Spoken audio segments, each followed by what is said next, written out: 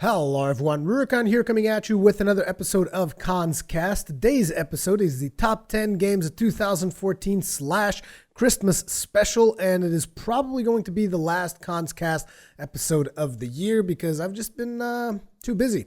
I know, again, it's one of those running themes that I always seem to mention during Conscast because it just reminds me of how busy I've really been when I haven't done Conscast as regularly as I would have liked to. But yeah, still in a very struggling adaptation period, which is going to be made even worse when the baby comes in February or maybe January. Who knows? Oh man, complete insanity. But anyways, let's start Conscast as we usually do by giving out the shoutouts. So today we have two shoutouts for two new patrons, those being John Rohrer and I really don't know how to pronounce your name any other way, dude. John Rohrer and Giacomo Frasinetti. If you guys are interested in becoming Patreon supporters, there's going to be a link in the description of this video, as well as there is a link on the description of pretty much every video I make. And then we also have a shout out for Pallytime because for some reason he decided to buy Gary's mod for me. Not exactly sure why he did that. I guess he wants me to play some Gary's mod with him or something, but there you go.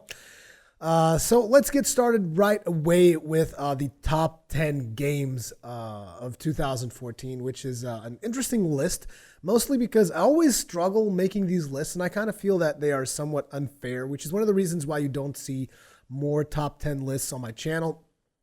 But it is something that I've kind of had to work on a lot of top 10 lists recently over at TGN to do some of the videos that we're preparing for the end of the year. So essentially, I've just had to do a lot of them, and I kind of felt like, you know what, maybe I should do one of these on my channel. Maybe they'll like it. It's just I'm not a very list-centric person, and I'm not a very big fan of comparing games to other games that are completely different and put them all in the same list. I just kind of feel that that is in a certain way wrong. And the other thing that is very confusing about making this list to me is that I made this list, right? There's these 10 games on this list, and I know you guys are probably really curious to hear what my take is on this list. But the thing is, the game that I've enjoyed the most, and maybe even played the most, I'm not sure if it was the game I've played the most, but it's definitely the game I've enjoyed the most playing this year, wasn't actually released this year. I just find that's really interesting. It's like, so the game I've enjoyed the most this year, the game that is like my top played this year, is not even on the list, which is very confusing. And for those of you that are wondering, that is Monster Hunter 3 Ultimate for sure, like bar none. It's just the game that I've had the most fun with, and particularly the reason why I've had the most fun with it is because I actually have someone to play with. I've been playing a lot with Hengist. I've been playing some Monster Hunter with him, so it's just a lot more fun when you're playing multiplayer, because just single player is not as interesting. But even as single player, I love playing that game. It is just one of the games that I've had the most fun with this year, and it's not even on the list, which I find really interesting. But let's get the list started so that you guys don't have to wait in anticipation for much longer. The very first game on that list is Super Smash Brothers for the Wii U. Well, the first game being at the number 10 position, whatever. So number 10, Super Smash Brothers for the Wii U. It is just an incredibly polished game. It is a very fun game, even though I don't have quite as much of a nostalgia factor, I guess, as a lot of people have from all the Nintendo series and all the Nintendo characters and all that. I still can see that it is a really fun game. That is it when it comes to Super Smash Bros. It's just a very fun game. It is also a very competitive game if you want to get into the competitiveness of it. I mean, Hengist is like completely batshit crazy about this game. Like when I was making a video for TGN, he was like, I don't want you to make a video for that. And I was like, why? Because you don't know how to play it. And I'm like, what the fuck, dude? He's like so hardcore into it. I just thought it was funny. They didn't even want me to make a video on it. But yeah, definitely deserves a spot on the list. It's just a really fun game. And if you have a Wii U, I would definitely advise you to go ahead and try it out. Next game on the list, number 9, would have to be a game that I would never have thought to see on a top 10 list made by me, but it is Warlords of Draenor. Yeah, I've been enjoying that World of Warcraft, and you guys probably noticed since I've been posting so many World of Warcraft videos on the channel, I've been enjoying the hell out of World of Warcraft again.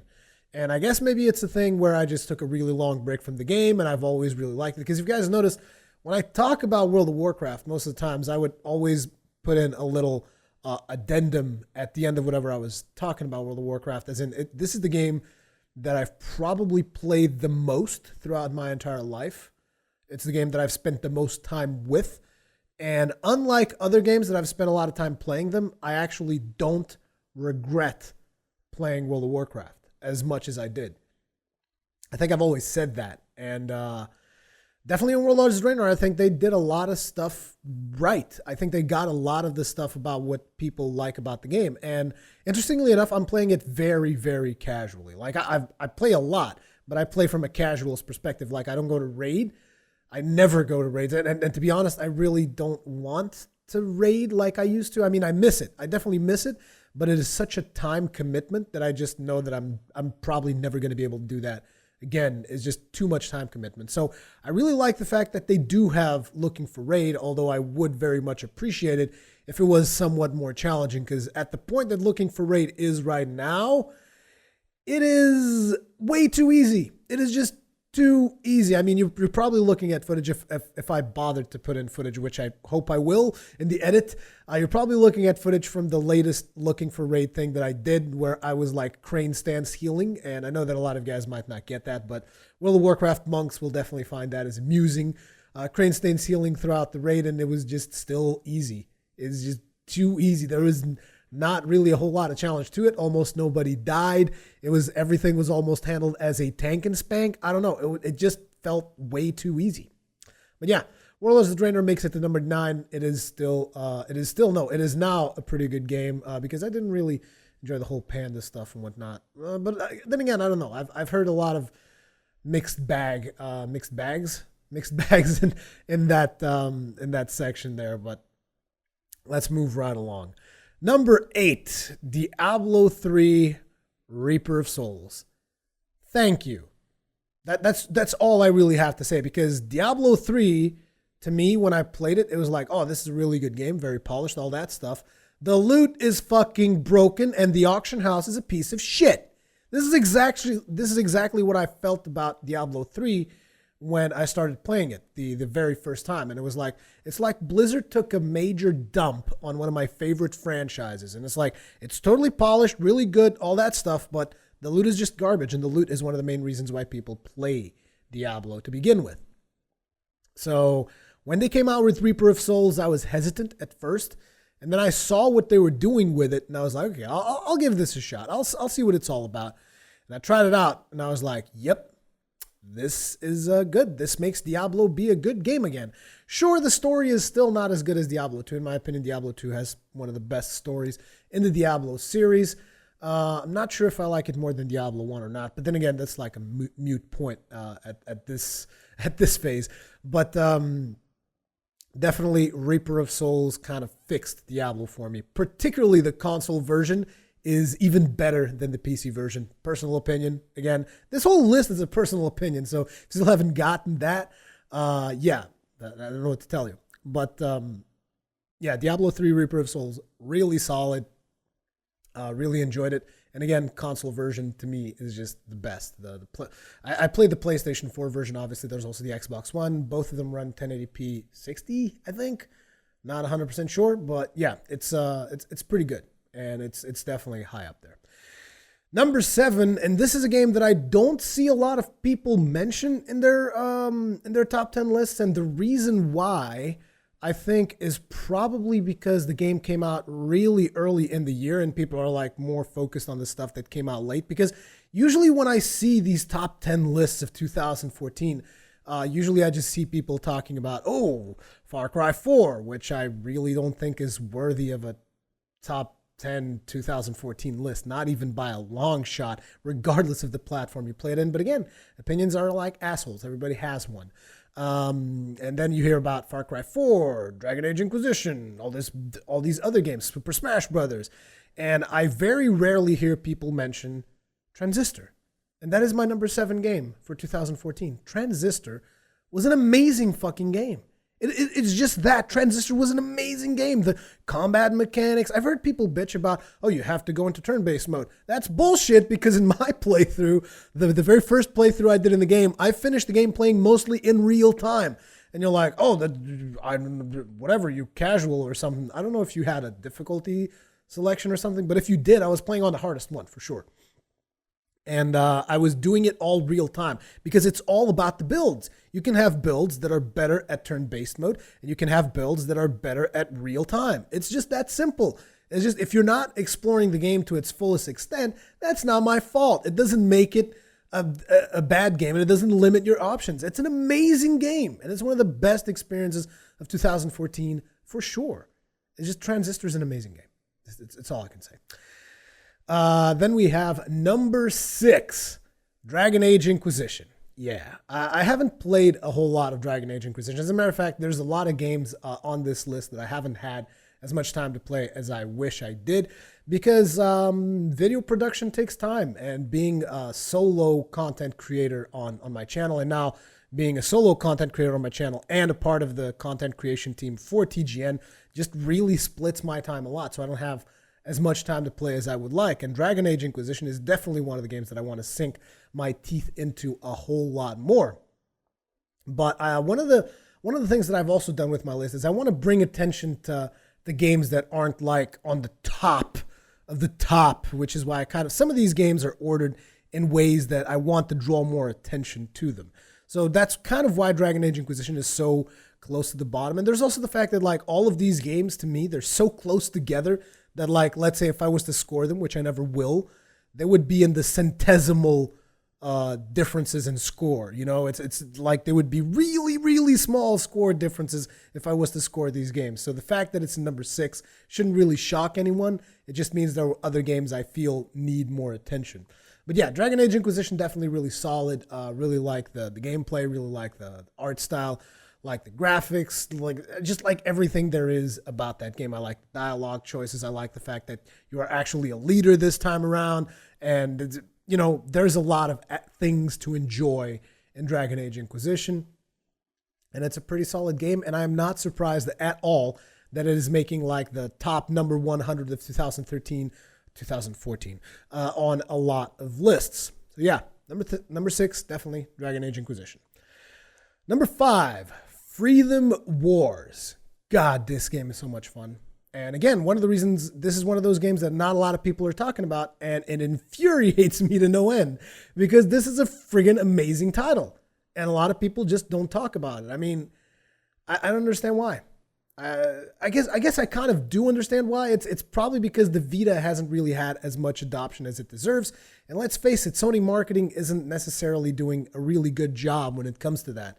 But Freedom Wars, machine guns and friggin' swords and laser grappling hooks and taking down giant robots and saving people who have been abducted inside them, and you're a prisoner and you're doing all these things to save yourself. It is just a really cool game. It's got tons of content. It's got an interesting story. It's just, I like it. I like Freedom Wars a whole lot, and it makes number 5 on my list. How about that? Number 4, Lords of the Fallen. And before a lot of people come in and say, oh, Lords of the Fallen is broken, it's this and it's that and the other and yada, yada, yada. Lords of the Fallen is an amazing game, and it is a challenging game, and I still feel the team behind it needs a lot of practice. Well, not a lot of practice. What I mean is they need to improve on some of the mechanics that they've built in Lords of the Fallen to actually make it an amazing game. Like right now, I would say Lords of the Fallen is a really good game, but it is not like an epic game, so to speak. You know, it's still got a ways to go. And it is one of those games that I feel that once they come out with hopefully a sequel or something like that, or their next title, it might not even be a Lords of the Fallen game, but just, utilize, optimize that engine, try to utilize what they've learned from Lords of the Fallen and produce something in that line. I feel that their next title is going to be friggin' just brutal and is going to wreck everyone's expectations. I think it's going to be an amazing thing. Having said that, I still feel Lords of the Fallen is a really solid game for this year. Obviously, I did a full playthrough on my channel, and I really enjoyed it. And it is just a really good game. That's all I can really say about it. And now we're getting into the top 3. So coming in at number 3, we have Dark Souls 2. Yes, Dark Souls 2 is only at number 3 on my list. And I know that a lot of people are, oh, you said it was better than Dark Souls 1 and yada, yada, yada. And in a lot of aspects, it is. It's just that simple. I know that there's going to be a lot of people coming at me, like, how dare you say that? And it's like, I'm sorry, in a lot of aspects, it is better than Dark Souls 1. Namely, for instance, the upgrades. If I remember, I haven't played any of the 2 games in quite a couple of months, though, but the upgrade system in Dark Souls 2, I seem to remember, is like ways better than Dark Souls 1. And Dark Souls 1, by the same comparison, is just like ways better than Demon Souls, for instance, when it comes to the upgrade system. So you've got the upgrade system, you've got the multiplayer system, which is also a lot better in Dark Souls 2. Even though obviously there's glitches in both games, let's be honest. There's hackers in both games, which those scumbags need to just play on their own little servers and just fuck around with other people that are hacking and stuff. And it's because it's just not fun for the rest of us. People should just understand that the game just does not become fun for the rest of us when we're playing with people that are using modified save files and all that other bullshit. But definitely Dark Souls 2 was still a great experience. I now, after having experienced all of Dark Souls 2 as well as all of the DLC they made for it, I have to say there are some things where Dark Souls 2 does not really live up to Dark Souls 1, namely a lot of the content, like the level design on Dark Souls 2, for most of it, is not as good as Dark Souls 1, which is something that you go through Dark Souls 2 and everything is new and you're like exploring everything and you're just like, oh man, it's so much better. Everything's so much better. That's the way I felt at the time. But looking back on it now, after making multiple playthroughs and multiple characters and all of that, I do realize that there's a lot of stuff in Dark Souls 1 that is definitely better in terms of level design, in terms of even the simple fact that Dark Souls 1 is a shorter game might actually be in its favor, because a lot of the times when I was making the playthroughs of Dark Souls 2, I would get to a point where I'm like, oh, I'm just sick of it. Like, particularly when you get the Shrine of Amana, I'm like, man, fuck this whole level. Just fuck this whole level. I hate it. I can't fucking stand it, because it's like there isn't as good of a balance between, let's say, okay, frustrating area and rewarding area. It just seems a lot of areas are just frustrating with no real reward behind it. That's kind of the problem that I had with Dark Souls 2. Particularly Frigid Outskirts. Like I mentioned Shrine of Amana just now, but Frigid Outskirts? Really, dude? Really? And people still come and defend that level? It's just, I'm sorry. No, just forget about it. Just don't even go there, okay? If Frigid Outskirts wasn't a part of that DLC at all, the DLC experience would have been flat out better. Just not having that thing there at all, it would have been better for me. Which I know is a weird thing to say, because you're like, so you're saying not having that content there would have made it better for you. Yes, I am. That's how bad I feel about the Frigid Outskirts. I hate that friggin' level, and I hate the goddamn ponies of doom and all that shit. Okay, forget about it. Still, Dark Souls 2, solid number 3, really solid title for 2014, really good game, and yeah, that's all I really have to say. And now we're getting into the top 2, and things are really heating up. I know that you guys are like, oh, what game's he going to mention next? What game's he going to mention next? I know you guys are just like aching to figure that shit out, and I'm building a lot of suspense, because the top 2 titles were really hard for me to decide. Even the top 3, because Dark Souls 2, I was like, oh, maybe I'll put it number 2, I don't know. But yeah. Number 2, Soul Sacrifice Delta. God, this game is so good. It's just so good. Soul Sacrifice Delta is without a doubt one of the best games that I've ever played. And I know that I've mentioned recently in a video that I made for TGN that it is the best story I've ever experienced in a video game. And it is. Because I understand that a lot of people prefer the Dark Souls story. Me, when it comes to Dark Souls, I'm more about the gameplay. I also really appreciate the lore and all that stuff behind it, and I don't ever want it to change. I think it's an amazing lore line. I think I love all the stuff about that. But Soul Sacrifice's story is just, you know what I'm talking about? It is just that good. And if you haven't watched the Soul Sacrifice playthrough that I've made, I would really advise you to just go check it out for a bit, hop through a couple of those videos, because that game, it just blows my mind every turn, and it is just so good, and it's got like so much content. It is, and so much free DLC too. They're just like, oh, here's a monster from Tokiden. Boom, right there in Soul Sacrifice Delta. How you like them apples? Here's a monster from friggin' Ragnarok Odyssey. Boom, right there. Free DLC. I think here's a monster from Freedom Wars. Boom, there you go. They just like, here, have this monster and this one and this one and that one and the other. And they just have all of these monsters from all of these other games, like all this cross content, and have suits from all these games as well. Here's a Tokiden suit. Here's a suit that looked like it was from fucking Final Fight. I don't know. They got like so much stuff in there, and Soul Sacrifice Delta is just so good. It is just one of the most original concepts I've ever seen in a video game. I really like the fact like, I'll sacrifice my arm for this amazing spell and destroy you. Sacrifice my skin and burn you alive.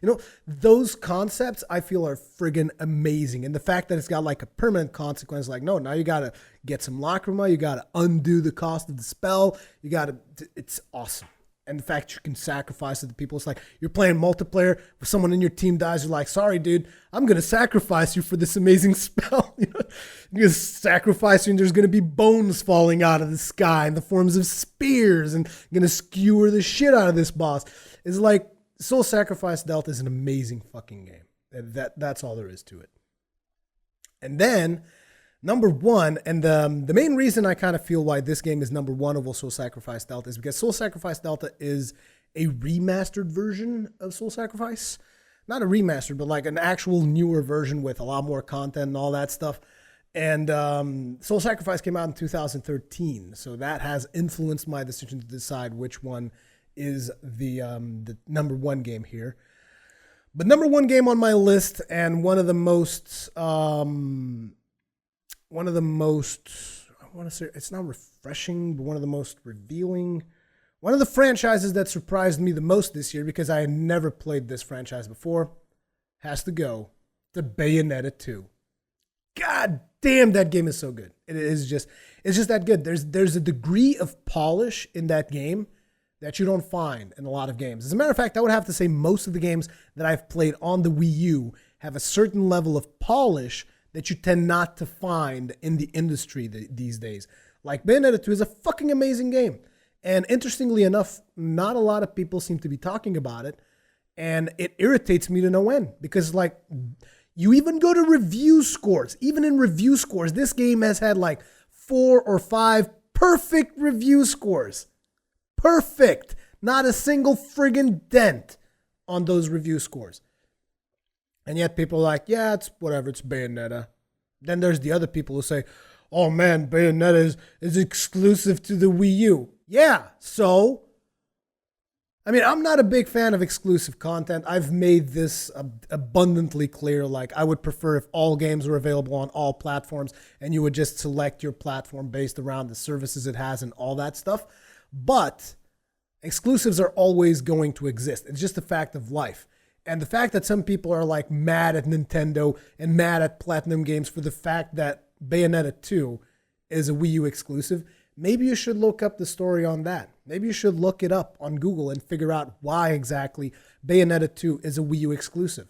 Because here's what happened from very, very quick research that I did throughout the year as I was playing Bayonetta and figuring out what went wrong there. Sega apparently got to a certain point in the production of Bayonetta 2 and they were like, yeah, I don't really think this game is mainstream enough, so I think we're gonna have to go ahead and pull the plug on this project. And you have to stand in awe, in complete awe of someone just saying, yeah, I don't think this game's gonna be that successful. I'm not saying they were wrong, because clearly Bayonetta 2 does not have even half of the success it deserves. But the fact of the matter is that they should have still recognized that this is a fucking amazing game. And what happened after that, I'm not saying that the reason they said was because it's not mainstream enough. That's just me like kind of fighting the system and all that. And again, I'm not against mainstream per se. I'm just against everybody wanting to funneling everything through the mainstream. I mean, I think there's a lot more fun to be had outside of the mainstream. But again, maybe that's just me. Maybe I'm just weird that way. But after all of that, after them having, talked about how, damn it, I even lost my train of thought just now. After Sega saying that they were going to pull the plug on Bayonetta 2, Platinum Games then went to try and shop, so to speak, shop for another publisher. So they went to other publishers, and no other publisher wanted to pick up Bayonetta 2. Can you believe that? Like, can you actually fathom this? Can you imagine what it must have been like for Platinum Games at that point? Like, we have this amazing fucking title that we're ridiculously passionate about, because the only way for you to achieve the level of polish that Bayonetta 2 has is to just be retardedly passionate about the subject matter. And can you imagine how someone must feel in that position? Like, nobody wants to pick up our game. Like, no other publisher wants to pick up this game. And Nintendo came along and they said, no, we'll fund you. We'll make that shit work, but you're going to have to make it exclusive. They were fucking desperate. What'd you expect? The game wasn't going to get made. There wasn't anyone picking it up. It just was not going to get made at all. It was not going to exist. And that's the part what gets even worse, because some people are like, oh, I wish it didn't even exist then. And it's like, why? Is it a bad game? It's a fucking amazing game. What is your problem? Like, what is your problem? Seriously.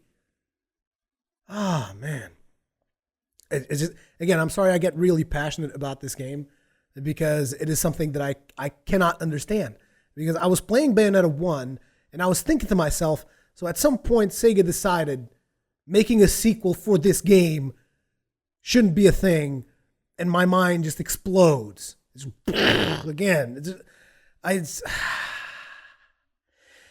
I really think that there's a lot of stuff wrong with the gaming industry right now. However, there's also a lot of things wrong with gaming media industry right now. How about that? Because everybody likes to blame the gaming industry. Everybody likes to blame EA. Everybody likes to blame Ubisoft. Everybody likes to blame everybody. Like, oh, you made one mistake? I'm going to write an article about it, and I'm going to hate you until the end of fucking times. Like, right now, you know what's hip? It's hip to hate on Ubisoft. Let's everybody join on the fucking bandwagon and hate the shit out of Ubisoft. And you guys are like, well, you didn't really include a single Ubisoft title on your lineup. No, I didn't. Because a lot of the Ubisoft titles, in my opinion, don't have enough polish to be on this list. They're not good enough. That doesn't make them bad games, though. Like, I enjoyed the shit out of Assassin's Creed Unity. And everybody loves to hate on that game. They gave you away free DLC because they fucked up the release and they're aware of it. They're trying to make up for it. But here's the thing that not a lot of people talk about. And I might even eventually make a video just specific to this subject. But the thing that not a lot of people are talking about is the fact that, what about all the passion that went into Assassin's Creed Unity? Yes, it was rushed to release. Anyone can see that. You don't have to be a genius. You don't have to be part of the gaming media to understand that the game was rushed. But does that mean that the entirety of the game should be judged on the fact that they were pressured by their marketing team or by the vice president or fucking Yves Guillemot, whatever the hell his name is? Does that like change the fact that a lot of people worked hard on this game? You know? It shouldn't. Can you imagine what it's like to be the one of the level designers, for instance, in Assassin's Creed Unity, and to know that you've really created beautiful levels in this beautiful detailed version of Paris and shit, and you've worked your ass off creating those levels, and then someone just goes and says, Assassin's Creed Unity is a pile of dick. Look at this fucking face without skin. It's all it's got. It's teeth and eyes and hair. And that's what it's always going to be. Assassin's Creed Unity is always going to be that like face of Arnaud without the actual skin, just with the eyes and the teeth like that, you know, and he looks like a fucking sadistic bastard like that, you know. That's always going to be the image that people will remember of Assassin's Creed Unity. You want to know why? Because that sells page views. Because you watch that image and you're like, oh man, look at how fucking broken this game is. Look at how busted it is. And that sells page views. Because you see that picture somewhere and like, oh, what the fuck is this about? And you go there and you watch it. And page views sell ads. And that is essentially what the gaming media has become. It's all about the ads. It's all about how many page views can we get, which is why you look at my channel, for instance, and you're like, oh, you do your interviews, you do your gaming media stuff beyond your Let's Plays and your first impression series and all that. But your channel doesn't get a lot of views. A lot of people always mention this to me. Why does your channel not get more views? Why do you not get more views? And the reason is simple, because I don't go after that kind of shock, media, buzz, all that shit. I don't go after the like face of Arnaud without a face or whatever. I don't go after that. And the reason I don't go after that is because I don't think that is the most important thing that has taken place. Sure, mention that Assassin's Creed Unity is broken at launch. Sure, mention that. Mention it once and be fucking done with it. Don't mention it 50 fucking times over the period of 10 days, which is what I saw. This industry becomes an industry of echoes.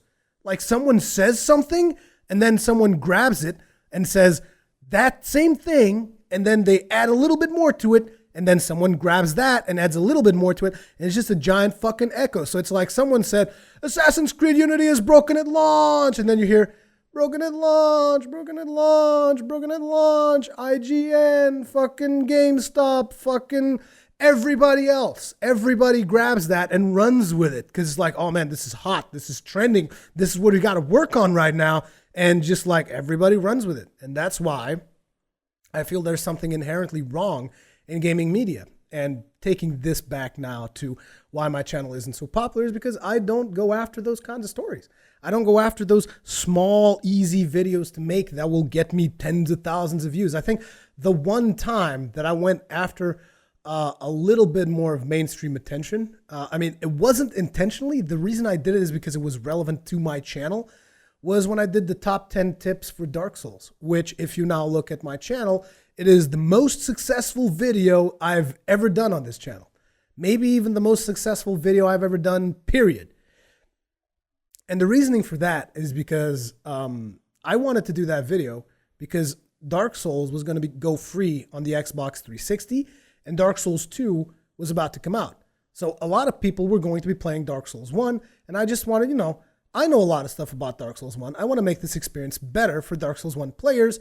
And here you go. Here's a video. And it just so happens that that video happened at the exact right time. And it was the exact right format for people to pick up and blows up. And Namco also put it on their page. My good friend, I always have trouble pronouncing his name. Cartridge. Joseph Cartridge.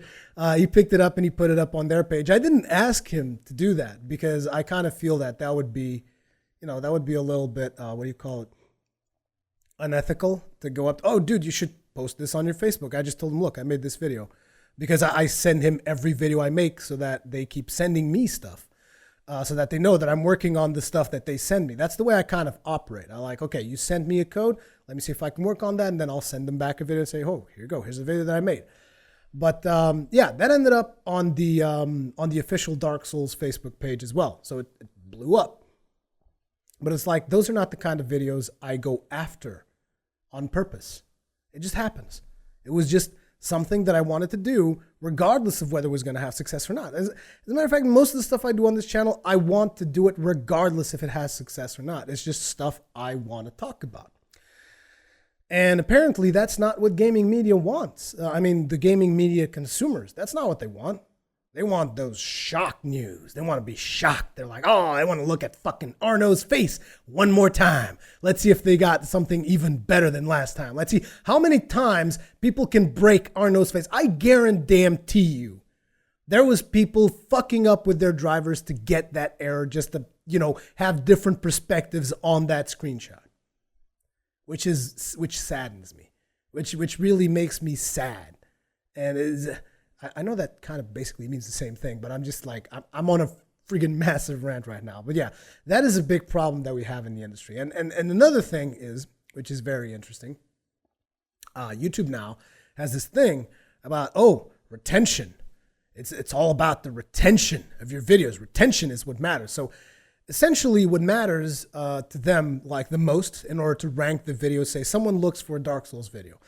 The thing that matters the most about which video shows up on top is the percentage of the video that people watched. So let's say you watch one of my Dark Souls videos, right? Let's say for some reason you click away on the half mark on my video. That pretty much drops the retention rate of the video, which means the video was not watched in its entirety, and it's going to make it rank lower in the search terms. So essentially, it doesn't matter if you know what you're talking about. It doesn't matter if your video is good or not. It matters how many people watched your video all the way, which is why whenever you look for videos, usually most of the videos that are on top are very short duration because people are going to be less inclined to click away on a short duration video, which again, if you look at my channel, it's like everything's like 30 minutes plus because, hey, guess what? I actually want people to be entertained for a nice period of time as opposed to just, making a 5-minute video for the sake of making a 5-minute video. Again, it's one of those things that I feel there's a lot of stuff wrong with gaming media. I just feel that there's a lot of really bad shit going on. And people are focused on this, it's the Gamergate. Gamergate is so important. And it's like, how about we talk about the fact that the reason why a lot of these publishers are making all their games like super mainstream and whatnot is because that's the only thing the gaming media reports on. Huh? How about that? Like, I love the fact that a lot of people mention Shovel Knight is an amazing thing. Indie game of the year. And Shovel Knight is a pretty fun game. I actually have it. I haven't made a video on it, but I should. But, and again, you see, I could have made a video on Shovel Knight on the same night it was declared the best indie game of 2014, and I would have gotten more views. You want to know why I didn't do it? Because I hadn't played it yet. Doesn't matter. I could have made a video on it. I could have made a fucking 5-minute video on it. Boom. Just played 5 minutes of the game. Be like, oh yeah, game's real good. Boom. It would get shit ton of views. Guaranteed.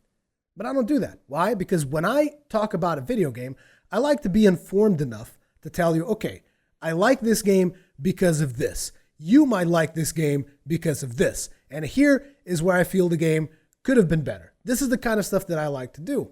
But apparently that's not the kind of stuff that gets more views. It's just, whatever.